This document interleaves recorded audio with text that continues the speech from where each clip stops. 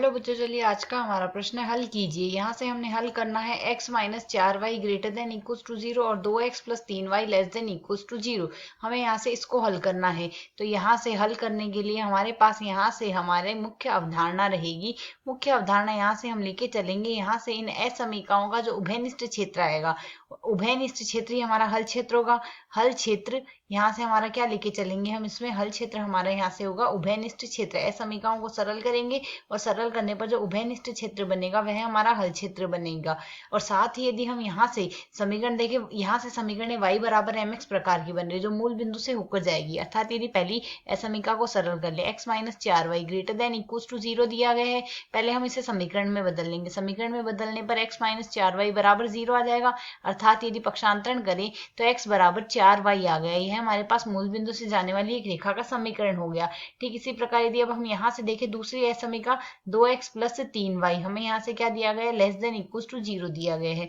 तो इसमें यदि पहले समीकरण में बदलेंगे तो 2x प्लस 3y बराबर हमारे पास क्या आ जाएगा, 0। इसमें हम पक्षांतरण कर लेते हैं, 2x बराबर हमारे पास क्या आ जाएगा, माइनस का 3y आ जाएगा। यह भी मूल बिंदु से जाने वाली एक रेखा का समीकरण है। तो यदि हम दोनों रेखाओं को पहले देखें तो इनका क्षेत्र हमारे पास बनेगा। यदि हम यहाँ से देखें, यह हमारा x अक्ष है और यदि यह हमारा y अक्ष ले लेते हैं और यहाँ से यह हमारा मूल बिंदु ले लेते हैं, तो दोनों रेखाएं हमारी मूल बिंदु से होकर जा रही है। तो यदि हम पहली रेखा लें, पहली रेखा हम यहाँ से x बराबर 4y ले रहे हैं, तो x बराबर 4y यह जो रेखा बन रही है हमारे पास x बराबर 4y रेखा है। इसी प्रकार यदि दूसरी रेखा देखें तो दूसरी रेखा हमने यहाँ से 2x बराबर माइनस का 3y है हमारे पास यहाँ से, तो यह जो दूसरी रेखा है यह आ जाएगी हमारे पास 2x बराबर माइनस का 3y, यह रेखा आ गई। अब यहाँ से यदि हम इनके लिए हल क्षेत्र देखना है, हमने इसका हल क्षेत्र होगा कौन सा, तो यदि हम यहाँ से इनके लिए एक बिंदु ले लेते हैं, बिंदु हम यहाँ से क्या लेंगे, जैसा कि हम यहाँ से इसमें देख सकते हैं, हम एक बिंदु 1,0 ले लेते हैं। यह बिंदु ले लेते हैं।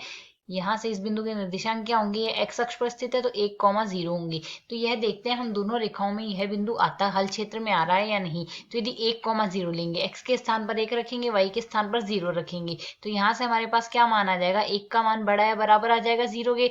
अर्थात यह हमारे पास संतुष्ट हो रही है समीकरण। तो यहाँ से जो 1,0 है वह क्षेत्र में, हल क्षेत्र में विद्यमान होगा। यह हल क्षेत्र में होगा, हल क्षेत्र में है यहाँ से। और इसी प्रकार यदि हम इसके लिए देखें, x के स्थान पर 1 रखेंगे, y के स्थान पर 0 रखेंगे, तो 2 लेस देन 0 आता है। यह संतुष्ट नहीं हो रही, अर्थात 1,0 इसमें नहीं होगा। पहले में तो आ रहा है, तो प्रथम में जिसमें आ रहा है वह उसका हल क्षेत्र हमारे पास 1,0 की ओर होगा। अर्थात यहाँ से कुछ इस प्रकार हम इसका हल क्षेत्र लेंगे, इसी दिशा में आएगा हमारे पास इसका हल क्षेत्र। इसी प्रकार जो दूसरा बिंदु है, दूसरी रेखा है, उसमें यह हल क्षेत्र में नहीं आएगा 1,0, अर्थात उसके दूसरी ओर आएगा। इस तरफ करेंगे तो यहाँ से 1,0 इसके हल क्षेत्र में आएगा, अर्थात इसके विपरीत दिशा, अर्थात हमारे पास यहाँ से इसकी दिशा यह होगी। अब यदि हम इनका उभयनिष्ठ क्षेत्र देखें तो उभयनिष्ठ क्षेत्र दोनों रेखाओं के लिए हमारे पास यहाँ से क्या आ जाएगा, यह रेखा हमारे पास कुछ इस प्रकार जा रही है और यहाँ से इस रेखा को यदि हम आगे बढ़ाएं, ये कुछ इस प्रकार जाएगी। अब यहाँ से इनका जो उभयनिष्ठ क्षेत्र आएगा, यह जो क्षेत्र आएगा दोनों का, वह हमारे पास यहाँ से इसका उभयनिष्ठ क्षेत्र आ गया, जो हमें यहाँ से ज्ञात करना है। आशा है समझ आया। धन्यवाद।